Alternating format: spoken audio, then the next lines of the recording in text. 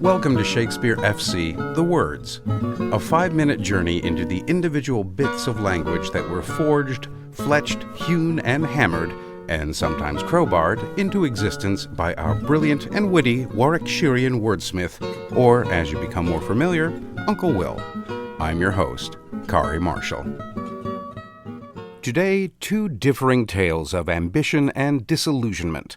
One where a Scottish warlord takes career advice from the occult and discovers that regicide is not all it's cracked up to be, and the other where love and honor are tossed about like a Grecian urn-shaped ball, proving that neither romance nor warfare has ever been particularly dignified.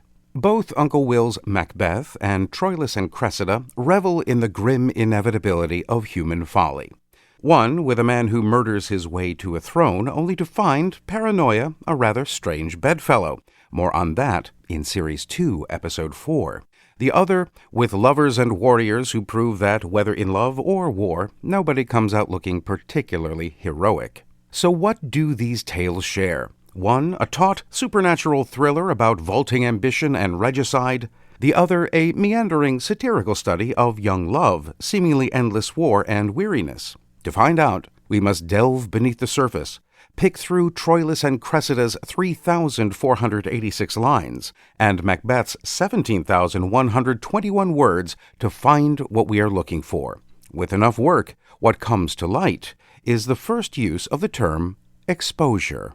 That noun has come to mean a great many things to us throughout the centuries, as William first uses it as a description of being open to view or without protection or shelter. Think of exposure to the elements. William, however, would never be exposed to the other usage of this word, as it would take some 200 years for photography to be invented, and the borrowing of the word for taking photographs, 15-second exposure, and even in reference to the individual exposures on a roll of film.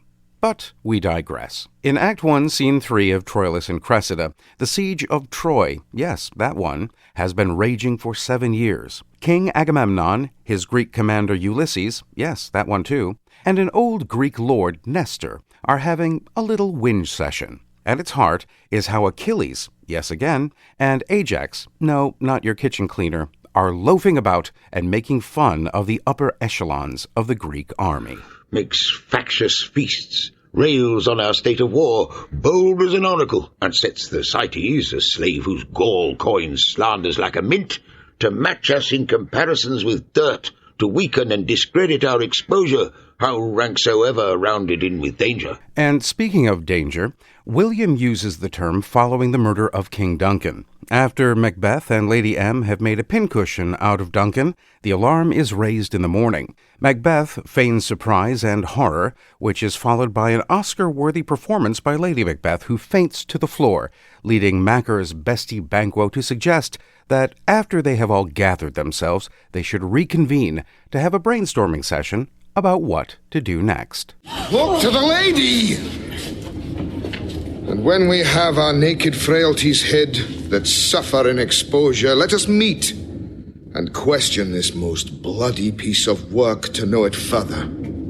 The verb expose came, as you can probably guess, from the Latin exponere, which meant loosely to explain. Uncle Will used the verb a fair few times, but it was here in the Highlands of Scotland and the ancient Grecian city of Troy, which incidentally actually resides in modern-day Turkey, or Turkey, that William would nounify it.